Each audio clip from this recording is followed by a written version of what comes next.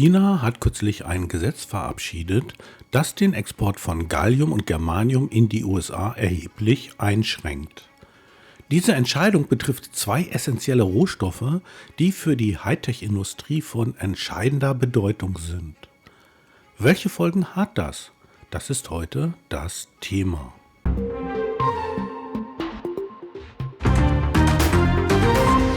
Gallium und Germanium kommen in zahlreichen Zukunftstechnologien zum Einsatz, darunter Halbleiter, Solarzellen und Glasfasertechnologien.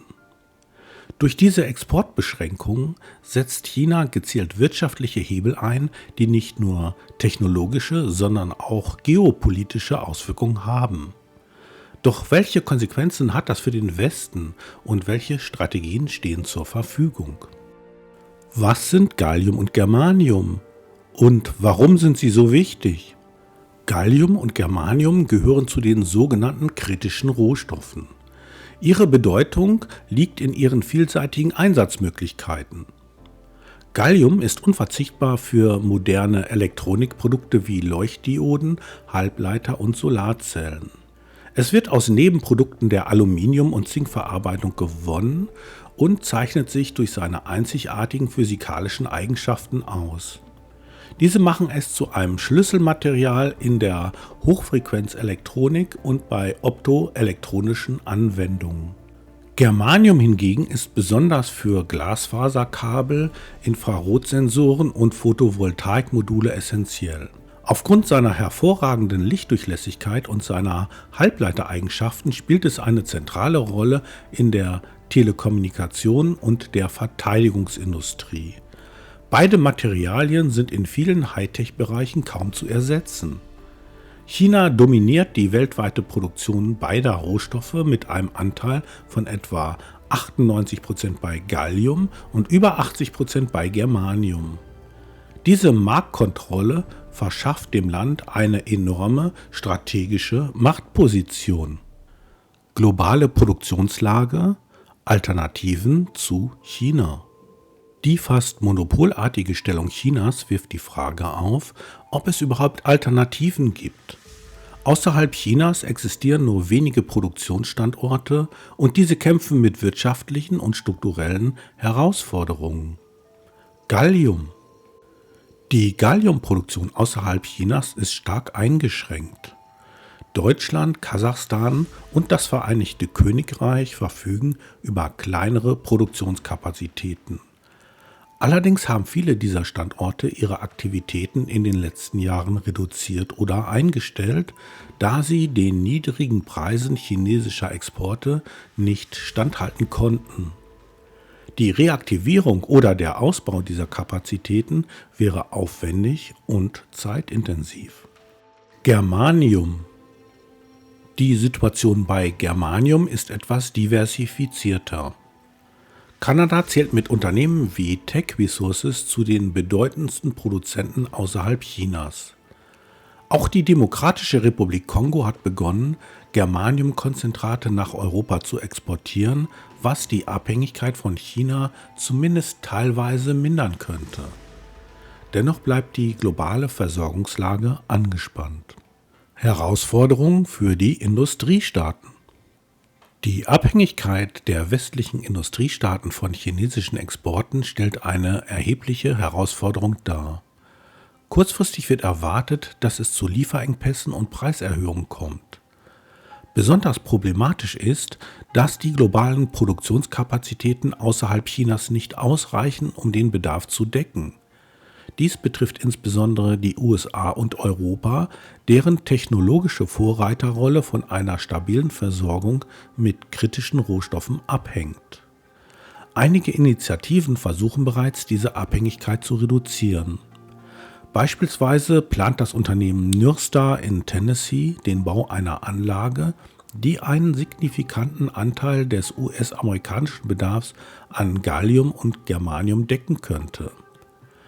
Gleichzeitig werden Recyclingmethoden und neue Quellen wie die Verarbeitung von Kohleflugasche erforscht, um alternative Lieferketten zu schaffen. Dennoch wird es Jahre dauern, bis solche Maßnahmen die Versorgungssicherheit wesentlich verbessern. Hat China diese Abhängigkeit bewusst geschaffen?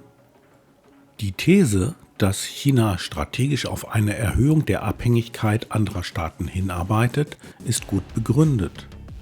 In der Vergangenheit hat China gezielt niedrige Preise für Rohstoffe wie seltene Erden, Gallium und Germanium angeboten, um ausländische Wettbewerber vom Markt zu verdrängen. Diese Subventionen ermöglichten es, eine nahezu monopolartige Stellung zu erreichen. Mit dieser Dominanz kann China nun geopolitische und wirtschaftliche Hebel einsetzen. Die aktuellen Exportbeschränkungen könnten als Mittel dienen, politischen Druck auf die USA und andere Industriestaaten auszuüben. Gleichzeitig wirft diese Strategie die Frage auf, ob sie langfristig tragfähig ist. Immer mehr Länder erkennen die Risiken und investieren in alternative Lieferketten. Strategien für den Westen. Um die Abhängigkeit von China zu reduzieren, müssen die Industriestaaten umfassende Strategien entwickeln. Diese sollten sowohl kurzfristige Maßnahmen zur Sicherung der Versorgung als auch langfristige Ansätze zur Diversifizierung und Innovation umfassen. Diversifizierung der Lieferketten. Eine zentrale Maßnahme ist die Diversifizierung der Rohstoffversorgung. Dies umfasst den Ausbau von Produktionskapazitäten in rohstoffreichen Ländern wie Kanada, Australien und afrikanischen Staaten. Durch internationale Kooperationen und Handelsabkommen können stabile Beziehungen aufgebaut werden. Gleichzeitig sollten Recyclingtechnologien gefördert werden, um kritische Rohstoffe aus Altgeräten zurückzugewinnen. Förderung der Eigenproduktion.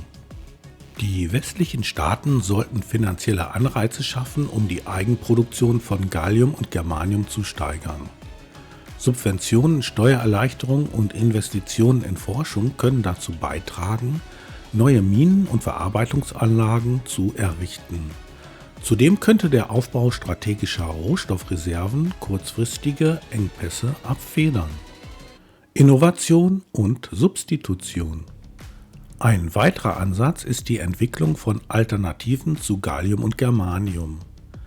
Durch Forschung und technologische Innovation könnten Ersatzmaterialien gefunden oder effizientere Herstellungsverfahren entwickelt werden, die den Bedarf an diesen Rohstoffen reduzieren. Internationale Zusammenarbeit. Die Bildung internationaler Allianzen und Konsortien kann dazu beitragen, die Rohstoffversorgung besser zu koordinieren. Eine gemeinsame Strategie der Industriestaaten würde die Verhandlungsposition gegenüber China stärken und die Abhängigkeit verringern. Geopolitische Maßnahmen. Darüber hinaus können Handelsabkommen mit rohstoffreichen Ländern und eine Dezentralisierung der Lieferketten dazu beitragen, die Resilienz der westlichen Wirtschaft zu erhöhen. Beteiligte Unternehmen. Von diesen Maßnahmen könnten zahlreiche Unternehmen profitieren. Große Rohstoffproduzenten wie Teck Resources und Rio Tinto sind potenzielle Partner für den Ausbau der Eigenproduktion.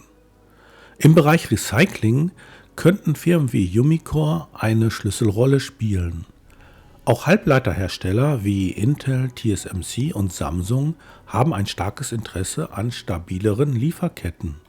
Fazit: eine komplexe, aber notwendige Aufgabe. Der Exportstopp von Gallium und Germanium aus China verdeutlicht die Verwundbarkeit westlicher Industriestaaten in Bezug auf kritische Rohstoffe. Um langfristig wirtschaftliche und geopolitische Sicherheit zu gewährleisten, sind umfassende Maßnahmen erforderlich.